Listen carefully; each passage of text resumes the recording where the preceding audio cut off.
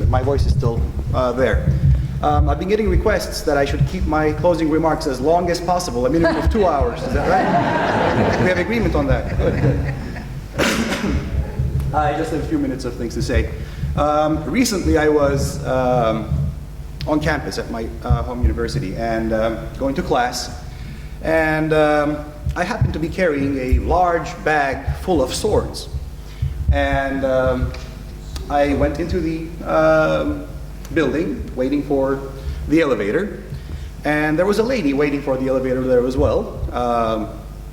The elevator just opened up its doors, and the lady looked at me, at the swords, at the elevator, and then left.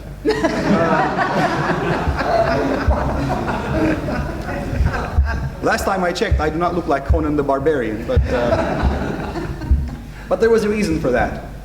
The reason for that was to get the attention of a bunch of bored 18-year-olds in Renaissance history. And I thought I would start by talking about dueling and rapiers and actually show them the swords and what they look like and what they feel like. A couple of weeks before that, on a public bus, I received strange looks from people because I was carrying a bunch of whole mackerel in a box, and it was smelly as well. That was for a food history course, and one of the extra credit assignments was preparing an ancient recipe loved by ancient Greeks and Romans, gyros or liquamen it's called, and they were going to chop them up, layer them with salt, and eventually end up with an interesting condiment / sauce. The point that I'm beginning to make is this: every audience can be captured, every audience can be held, every audience has a key. And for my fellow scholars whose wonderful scholarship was presented in this conference, we are grateful, of course. We are thankful. We're thankful for all their participation, as are we for the volunteers and everyone who came here for 3 days. But let me say this. Communication is not just words. Communication is your body posture. Communication is how you look a person in the eye as you are talking to them. Communication is in the tone of your voice, a significant pause. And when all these things come together, there's a moment where you feel you have that audience, you can hold them by the collar and just look at them and keep them there as long as you want, almost. Well, don't do it literally, just, within reason. It's very rewarding, and I would encourage all my colleagues to utilize methods, utilize different styles that suit their own style, of course, to become more engaging. The people that we have in front of us are not a captive audience. The people we have in front of us in these conferences are not students. They are highly interested, motivated, knowledgeable people, and they are willing to participate, to interact with us. So just a little few items that I had in my mind as I was following our conference.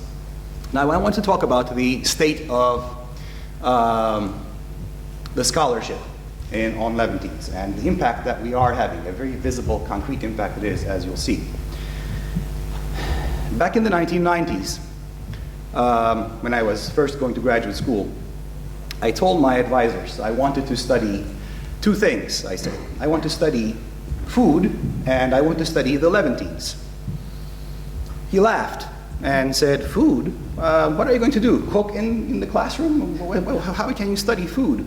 Since then, food history has become a major phenomenon around the world. Now, when I have a food class, in the first hour of registration, it's full, people are fighting to get into it, and everyone is doing food history, which is wonderful. So things can change very quickly, and people can have an impact in that. These don't just happen by themselves. But with the Levantines, he didn't even laugh because he didn't know what on earth was I talking about. Look where we are now.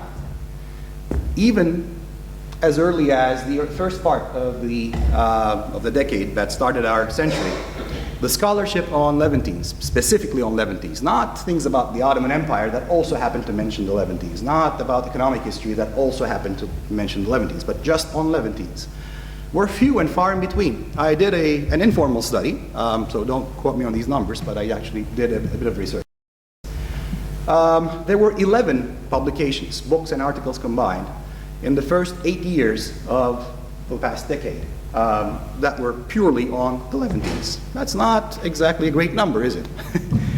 Then, following that, 2009, 2010, 2011, every year the number nearly doubles, until at our conference in 2014, we had 31, 32 presentations and papers, of course, that were behind them, and a total of about 50 or so publications that were purely on the Levantines. That's a significant increase right there. And in our conference, we basically represented 60, 70% of all publications in the field right there. That's something about our impact right there. And for this conference, the number of proposals was even greater. And it gives me great hope, both as a historian and, of course, as a Levantine. Existentially, I get very happy when I see that there's such a growing interest, growing in leaps and bounds. So I'm grateful that this is happening, but at the same time, let us recognize that we collectively, not just as the LHF trustees and so on, but everyone, volunteers, the people who come to the conferences, the people who come to present their research, all of us, we are shaping an entire field. There's a boom in this field that I haven't seen in quite a while. The last time I saw it, it was in food history.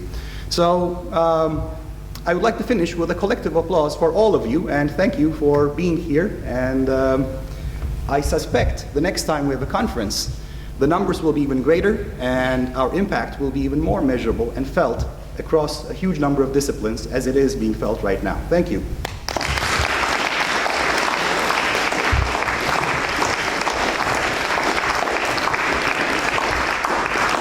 Let me introduce our chairman, Quentin Compton-Bishop. He will be closing the conference.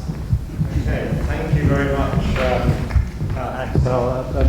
Well done. Thank you, Axel.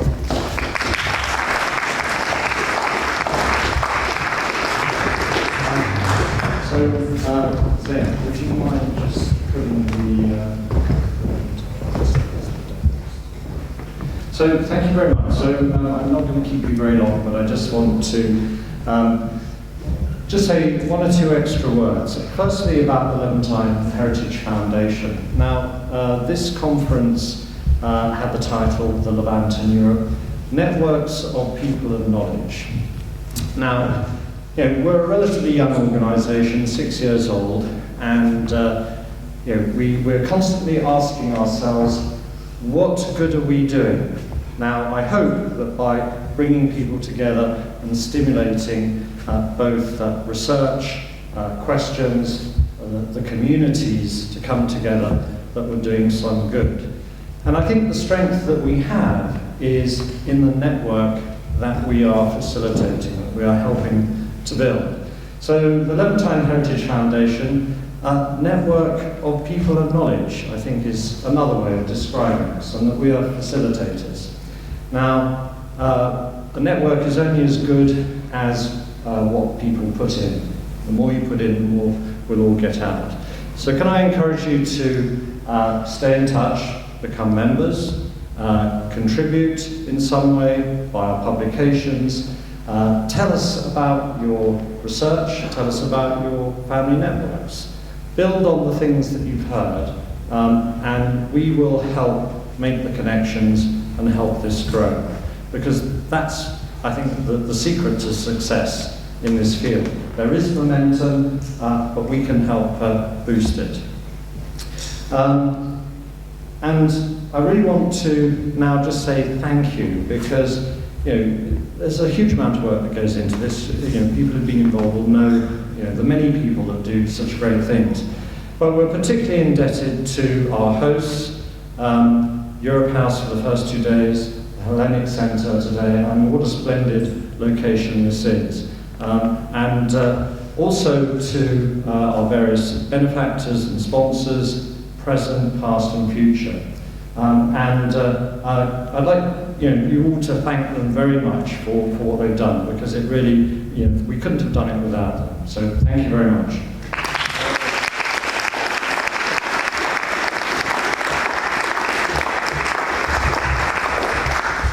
Now, I'd like to also make a special thank you to someone.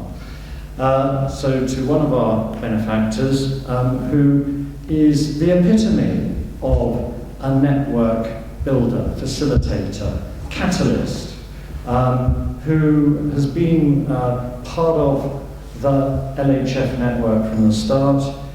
He was instrumental in helping get the first symposium going in Izmir in 2010. And so I'd like you all to welcome to the front George Galdiz, please.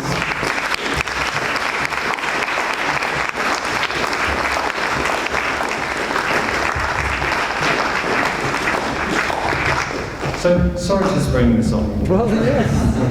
I'm extremely surprised and grateful. Well, what I want to do is, George, we'd like to make you a life member of Levantine Heritage Foundation, really to recognise, I mean, the immense contribution, your encyclopedic knowledge, and the many years of contribution. I'm blushing now. So I'm going to pass this to you. I'm going to do the... I'm going to give this to you. Thank you. And anyway, many congratulations, George. Thank you very much.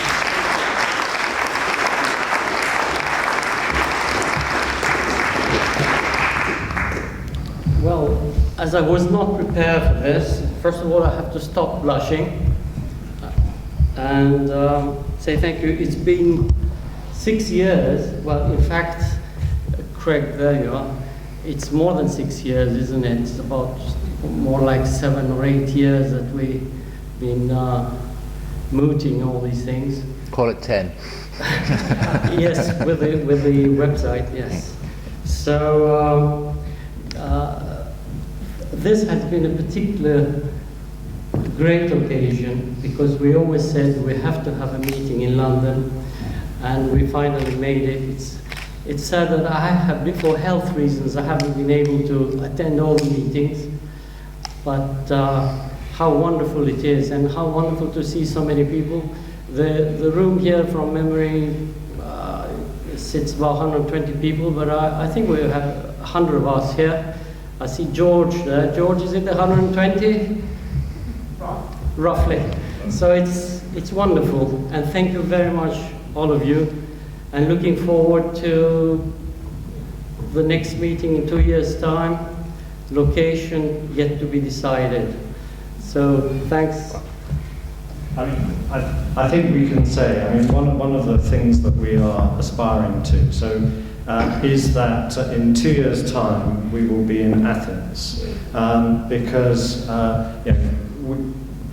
we've got a series of events that we want to organise, and the biennial international conference needs to move around. It needs to tap into the local energy and enthusiasm, and really show the diversity that exists within the Levantine community, or as Axel said, the Levantine community. But you know, I'm an Inist.